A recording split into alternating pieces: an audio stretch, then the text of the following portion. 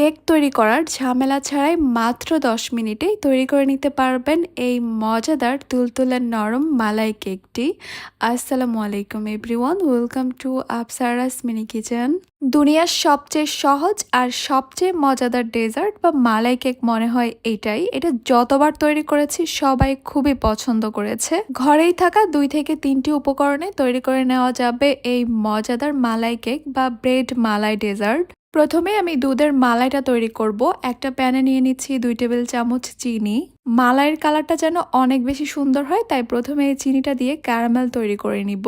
আমি একটা নন স্টিকের প্যান নিয়েছি, তাই এখানে চিনির মধ্যে কোনো রকমের পানি দিইনি। চিনিগুলো কিন্তু একাই গলতে থাকবে আর ক্যারামেলের কালারটা আসা শুরু করবে। যদি নর্মাল প্যান নেন তাহলে এই চিনির মধ্যে ১ থেকে ২ চা চামচের মতো পানি দিয়ে দিতে পারেন।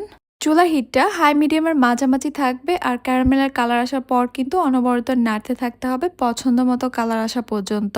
খেয়াল রাখতে হবে ক্যারামেলটা যেন কোনোভাবেই পুড়ে না যায়, তাহলে কিন্তু মালাইটা খেতে তিতা লাগবে। পছন্দ মতো কালার চলে আসলে এখানে আমি দিয়ে দিব ৩ কাপ লিকুইড দুধ। দুধটা দেওয়ার সঙ্গে সঙ্গেই কিন্তু ক্যারামেলটা জমে যাবে, তাতে করে ভয় পাওয়ার কিছু নেই।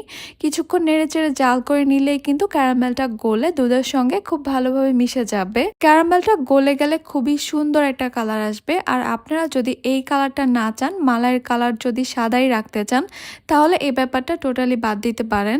এরপর এখানে মিষ্টির জন্য চিনি দিয়ে দিব 1/4 কাপ। 1/4 কাপ চিনিতে খুব একটা বেশি মিষ্টি হবে না, তাও কিন্তু আপনারা আপনাদের পছন্দ মতো চিনিটা বাড়িয়ে কমিয়ে অ্যাডজাস্ট করতে পারবেন।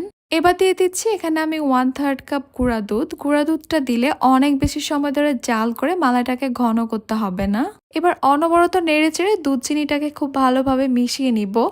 আপনারা কিন্তু চাইলে এই মালাইয়ের মধ্যে ফ্লেভারের জন্য এলাচ গুঁড়া দিতে পারেন অথবা আস্ত এলাচও দিতে পারেন। তবে আমার কাছে মালাইয়ের মধ্যে মালাইয়ের ফ্লেভারটাই বেশি ভালো লাগে, অন্য কোনো ফ্লেভার আর ভালো লাগে না। যেহেতু এখানে গুঁড়া দুধ দিয়েছি, তাই অনেক বেশি সময় ধরে জাল করে এই মালাইটাকে ঘন করতে হবে না।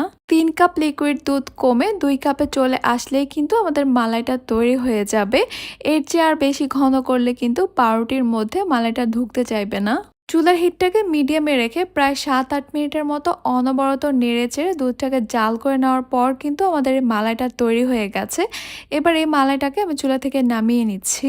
আজকের মালাই কেকটা তৈরি করার জন্য ৬ থেকে ৮ পিসের মতো পাউরুটি লাগবে।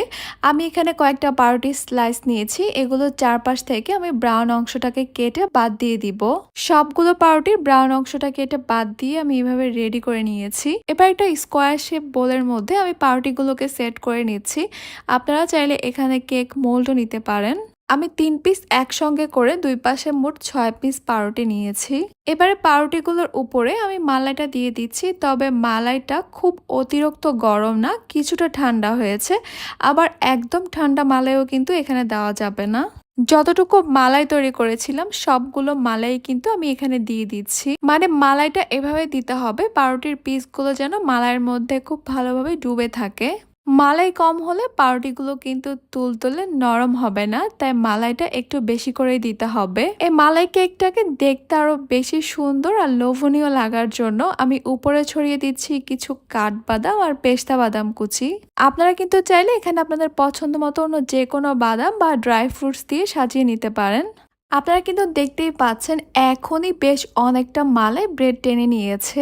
আমি আরো কিছু পেস্তা বাদাম দিয়ে দিচ্ছি, আমি আরো কিছু কাঠবাদাম পেস্তা বাদাম কুচি দিয়ে দিচ্ছি। দেখতে কিন্তু বেশ ভালোই লাগছে। এবার আপনারা চাইলে কিছুক্ষণের মধ্যেই কিন্তু এই ব্রেড মালাই কেকটা পরিবেশন করতে পারেন, অথবা চাইলে ফ্রিজের নর্মাল চেম্বারে কিছুক্ষণ রেখে কিছুটা ঠান্ডা করে খেলে অনেক বেশি দারুণ লাগে।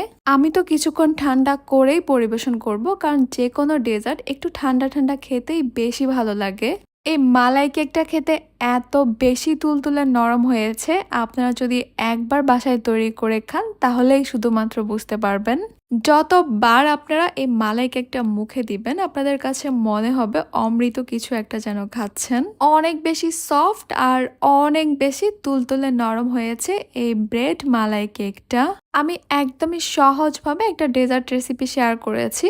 আশা করছি আমার আজকের রেসিপি আপনাদের কাছে খুবই ভালো লেগেছে আর আপনাদের কাজেও আসবে। তাহলে আজকে এই পর্যন্তই। সবাই অনেক বেশি ভালো থাকবেন, সুস্থ থাকবেন। আল্লাহ হাফেজ।